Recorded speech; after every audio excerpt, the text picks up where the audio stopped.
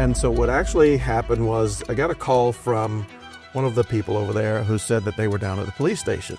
It was late in the evening. I was in bed, let's just put it that way. All right, very late. So yeah, so you know, when you get those calls when you're in bed, it's never good, right?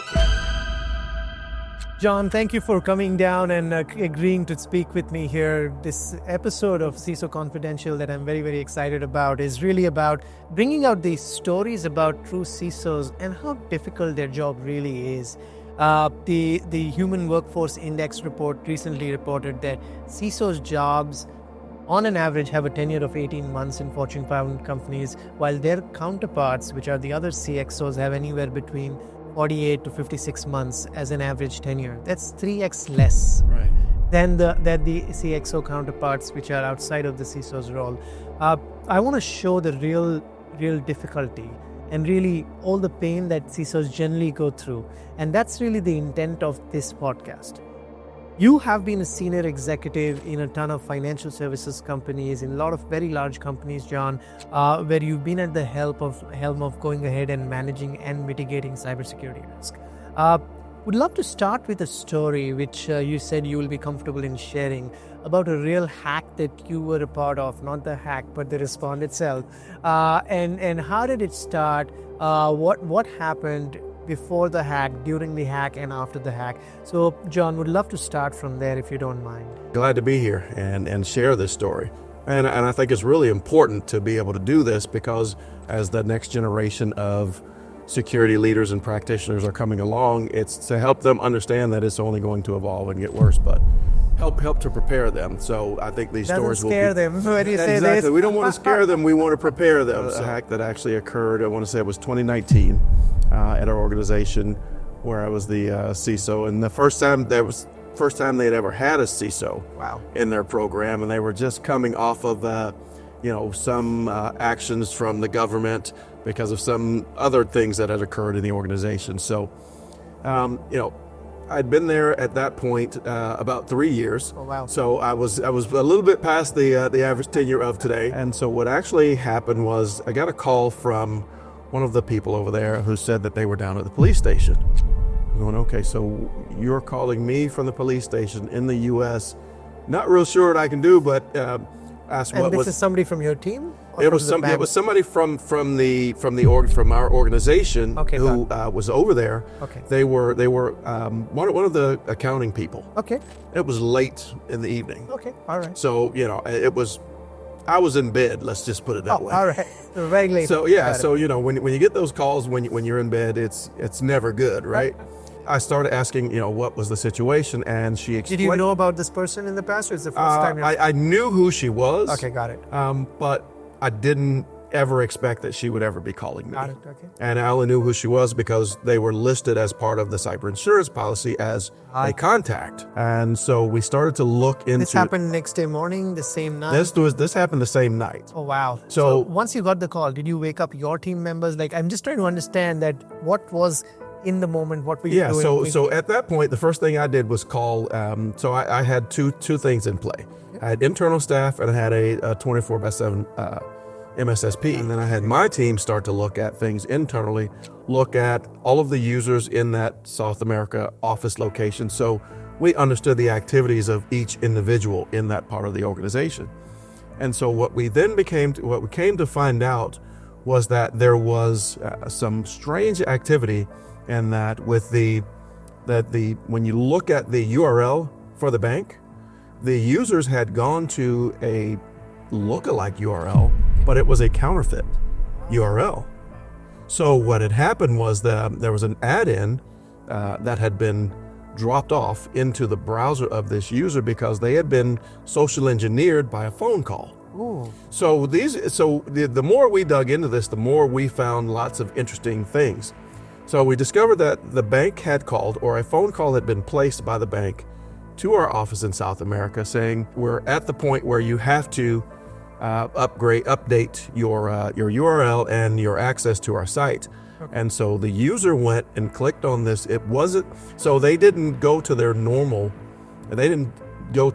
URL. They went to one that was saved in the browser. Saved in the browser or sent? Saved in the browser. Okay. So what had actually occurred was They had been, that particular URL had been, there was an injection into it. That what happened was when you went to that saved URL, Okay. it looked like it was the normal site, but it was a redirect behind it. So that redirect sent them to a site where the attacker basically collected their credentials. And then they were able to, in the social engineering call, get the second authentication piece of information. So the 2FA was already enabled? Yes, and so it was a wire that was authorized, but with the information from our staff that had been provided to the attacker in the social engineering call. Wow. And how much time did it take from the time you got the first phone call to be able to get to the root cause of exactly what happened? It took exactly 21 hours. And I know that because I remember keeping track of the timeline, because I also reached out to the bank CISO to make sure that they were aware of it, reached out to the local authorities with the FBI and the Secret Service, so that if it was part of a larger national or international attack, they could actually put the pieces together. So I followed all of the protocols that I do in my incident response plan. It's 21 hours, right? How many hours did you sleep? I didn't sleep during that 21 hours. And actually, honestly, even after it was over, it was probably 10 hours later before I finally could actually get some rest, because at that point, we had made the case and provided all of the information we needed to both the U.S. and the South American authorities. You spoke about external communication, Secret Service, FBI, law enforcement in South America. What about internal communication? So that's a great question, because a lot of times CISOs may not understand that there is both an internal and external communication, when to talk to who. And so the first thing I wanted to do was, once I understood that something actually had occurred and that we actually had a loss, I reached out to our general counsel. Because we always carry, in my programs, I always make sure I have an incident response retainer with someone that's other than the entity who monitors our environment. And so what we did was reached out to them and got an engagement letter between our general counsel and the incident response, so that all of that could be covered under privilege. And that's a key point that I think CISOs should make sure that they are aware of. Is you start there, you contact your general counsel, let them know that you're going to reach out to your incident response provider and get them together. And then once that occurred, then we contacted the CEO and the CFO so that they would understand what was going on, but we could bring them up to speed and just give them an update and let them know that there was nothing they needed to do, but just to make sure that they were informed. Last part is after the breach. When you got sleep, did you get more budgets? How did the program change? The awareness of the company, did that change? What was the post-breach ramification, positively and sometimes even negatively? Absolutely. So the one thing that I'll start with the negative side of it, and it was that the first question was, how could you have let this happen? And that was the first question. And as I explained to them, then they understood, okay, so it was what we've always thought about was the people are the weakest link. Yep. So that became part of it.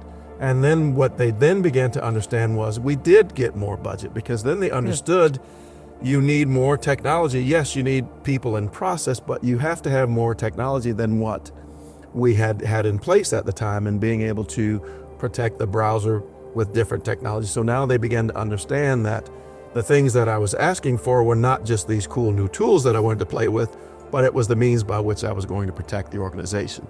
So that was number one. Number two was, it really began the journey of understanding risk management within the organization.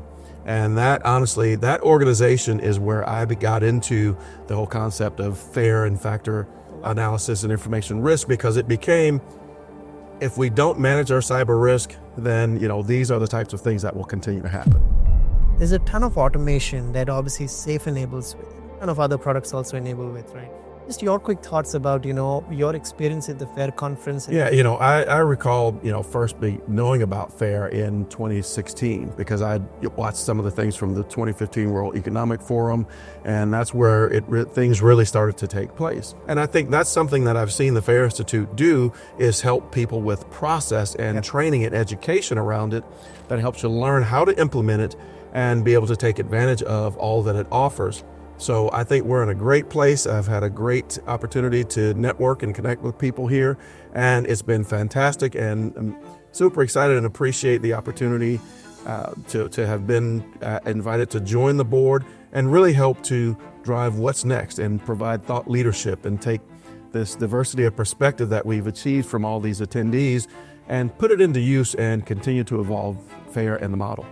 And just last thing around automation of FAIR, because obviously that's what we're trying to, in a selfish way, we're trying to drive that with safe, right? Your views around, is the juice worth the squeeze is always this question that comes up when you do FAIR analysis. Well, absolutely. And that's the key. And, I talked about process. Well, you have to have a good process before you can apply automation. Yep. And that's where I think FAIR has been great. And so now those processes are available for people to utilize, and that's where automation now becomes the key.